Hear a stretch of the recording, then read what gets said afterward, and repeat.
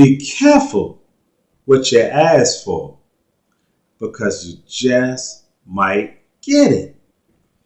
Me and my homie sitting at a restaurant. We drinking Long Island iced teas. We throwing them back. And they said home, he was like a big brother to me. And he says to me, he think about getting a divorce. He said, man, I'm done with this marriage life. I'm moving on.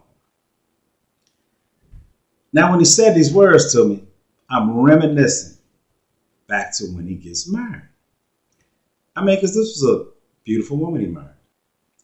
And she could cook her ass off.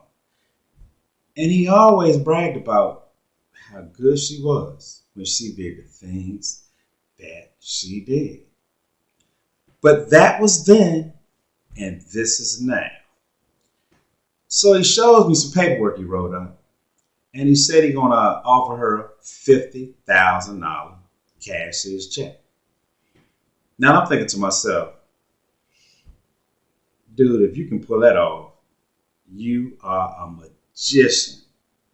Because this dude had at least 2 or 3 other rental properties, along with the beautiful home that him and his wife lived in.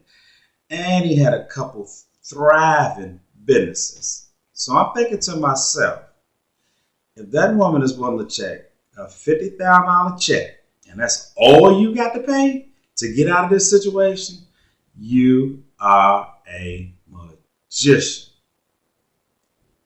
So he presents her with the contract, lets her know he's willing to give her $50,000, and told her she can keep the BMW that he just bought her.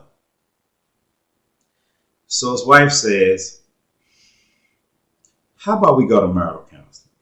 Because she really didn't want to get a divorce. She wanted to work this out. She was happy with her life. She wanted to stay in the marriage. So he hit her with the, sweetheart, I done thought about this thing for a long time. I'm just not feeling this marriage life no more. I'm just not that guy. I'm ready to move on. So again, she suggested marital counseling. He shot it down again fast. About a week or 2 later, he comes back at her. He said, look here, I have really, really been good to you. He said, over these last 13 years, I have paid all the bills. Whenever you needed something, I made sure you got it. Whenever you wanted to take a vacation, we took a vacation.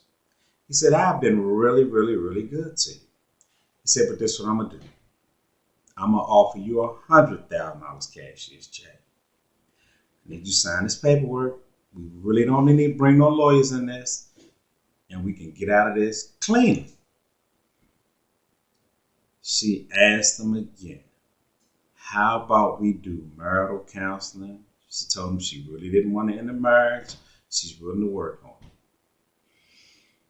He told her again, I can't do it.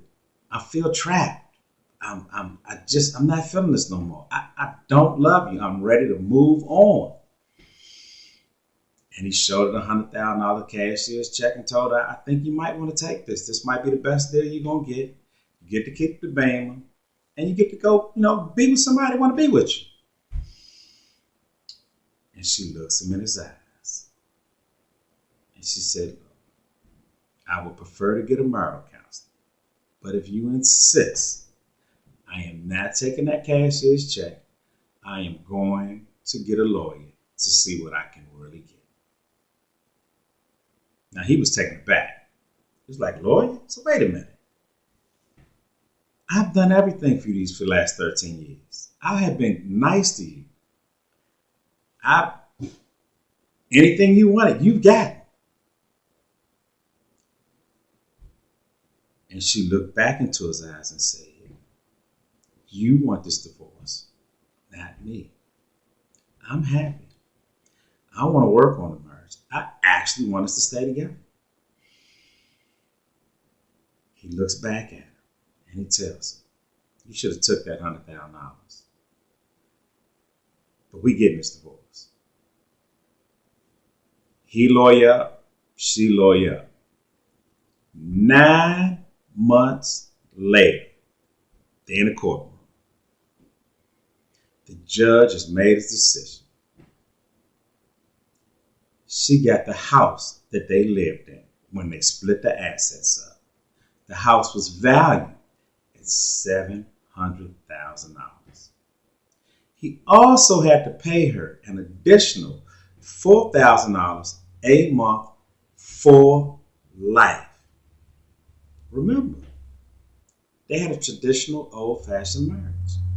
He was the sole provider. She didn't have work. She kept the house clean. She kept food in his belly. She made sure his needs was tended to in the house, but she did not work. And over the last 13 years, she was in the custom lifestyle. Again, the house went to her, valued at about $700,000. Yes, she kept the beam. And yes, he had to pay her 4 G's a month for life. About a year later, he finds out she dating some broke dude. And they live, or she moved him into his old house, the house he had paid for. And he is sick. Because all he thinking is, they parlaying, funning, enjoying life, and he paying for all of it. Like I said, be careful what you ask for because you just might get it. My name is Daryl Moore. Check out my book, Money Hungry. That's Daryl Moore. Check out my book, Money Hungry. Peace, love, happiness. I'm out.